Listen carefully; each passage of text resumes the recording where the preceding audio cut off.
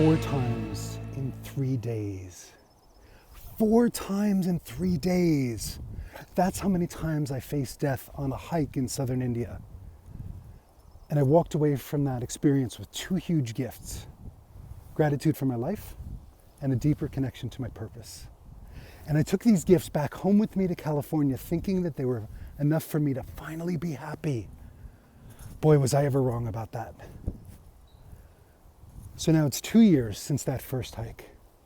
I'm back in India, this time up north, and I am still looking for happiness. So picture me. No, wait, you can't picture me, because back then I had a long beard and I was wearing all those long, flowy clothes that only the Western travelers seem to actually wear in India. So anyway, now you can picture me in the Himalayas at 12,000 feet up, surrounded by 28,000 foot peaks. And this time I'm receiving even more gifts. I'm talking tens, thousands, more than 100,000 gifts, all for me. Jolting pain with every step I took. It was the blisters, one on each ankle from getting my boots fixed in India rather than showing up with new ones. Not to mention my incessant inner dialogue. Dumbass. With every step I was feeling angry, judgmental, and full of regret. Clearly the pain wasn't enough for me. I was adding lots of self-hatred and guilt for all those years of parties, pills, and white powders. Every step taking me back in time to that first hike, where I was terrified that I would die alone and violently and far, far from home. Starting with my bus demolishing a guardrail and almost going off a cliff as we literally swung out over the abyss. Next, I'm running from a wildfire and then almost stepping on a poisonous snake, and finally crossing paths with a mountain lion that somehow ran the other way. And you know what? I was high as a kite for all of that. So ganja, which is a Sanskrit word for marijuana, is an offering to the Hindu god Shiva. Now I was offering lots to Shiva, all day, almost every day, because for most of my adult life, I was trying to stop my own suffering. And clearly, so far, not doing a good job. I remember being back in California after that first hike. Still suffering, still looking for happiness. So I decided to start smoking meth. Oh, but don't worry, it was only Friday nights. At least at the beginning.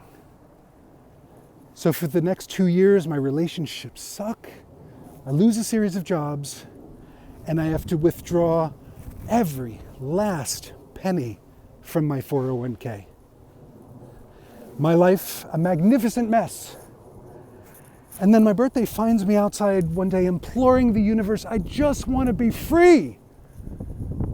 And 5 months later, I'm back in India for that second hike. And this time, instead of facing death, I'm facing something equally profound.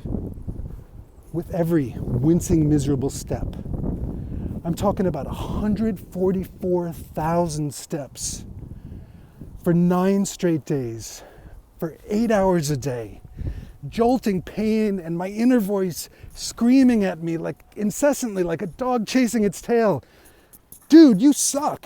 You came all the way back here to get your shit together, and all you have are these 2 huge blisters on your feet. Which I started noticing right around the 3-hour mark of day 1. Now it's lunchtime, and I am hangry. And I'm weeping and cursing myself and shoving food in my face. And if there had been a Ben & Jerry's on the side of that mountain... Anyway, so now I have my knife out and I'm unfixing my shoes, wrapping my ankles in moleskin and gauze, and it ain't gonna do a damn thing at this point. And I realize that all I can do is keep walking forward. And then day 5, something starts happening. And I begin to see the epic majesty of these 28,000 foot peaks. And I feel happy. And I begin to hear the words from the whispers walking beside me, like the dawn illuminating the mountaintops, proclaiming in glorious language, dude, you're in the present moment. Holy crap, I am. And I feel my body relax. A tiny smile playing on my lips and in my heart. And I figure it out about 12 years later. By smiling, I relax. And then the pain of each footstep is just pain. You see, I just planted the seed that would help me discover a meditation practice that would change my life. I call it the Buddha smile. You see, just like the Buddha, I realized that pain doesn't need to become suffering. Let me say that differently.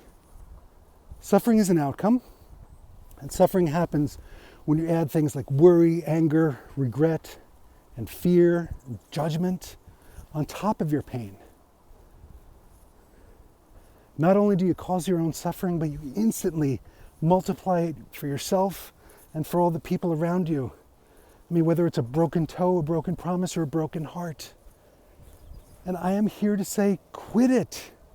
Quit it. You don't have to suffer anymore.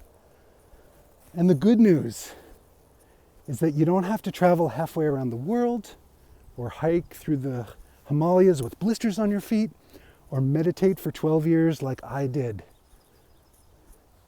The fact that you're hearing my voice right now, listening to my words right now, means that you're already receiving this gift. Now imagine what life looks like when everyone understands this, when everyone who's watching this understands that pain and suffering are different. Pain does not have to become suffering. Imagine when the whole world realizes this, that we all have the power to quit suffering right now. When you quit suffering, you literally have more time, energy, inspiration, happiness. You literally have more life. So ask yourself, what can I do right now to be happier, to stop suffering? And remember, it all starts with a smile. My name is Ben Gioia, and I'm a speaker who dares.